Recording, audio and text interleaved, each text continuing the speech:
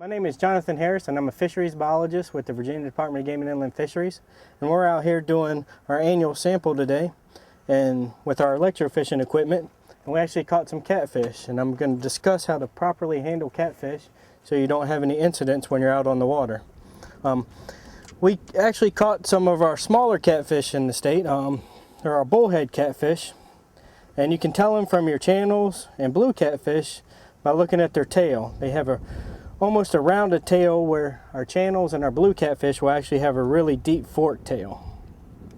And this, like I said, this is a bullhead catfish, and what you have to be careful with a catfish are their spines. They actually, on their pectoral fins and their dorsal fin, they actually have a spine that comes off the anterior edge of the fin, and it's really pointed. This is all catfish have this spine, so it can stick you at the very end, but it also is serrated on the back side. So if you're not careful and you rub your hand across the back side of these spines, it can cut you that way too. So the best way to hold a catfish is actually to take your hands and put them behind their pectoral spines in front of their dorsal spines, so you can hold them like that.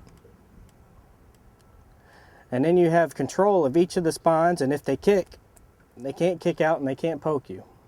You can also grab them underneath the belly, underneath the two front spines, and you get away from the dorsal spine, and you can hold them that way too. And if they kick, they can't spine you.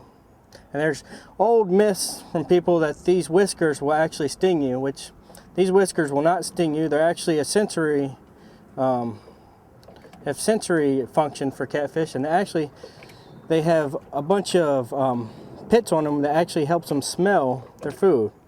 So that's why catfish can swim from far away and find your bait on the bottom of the lake.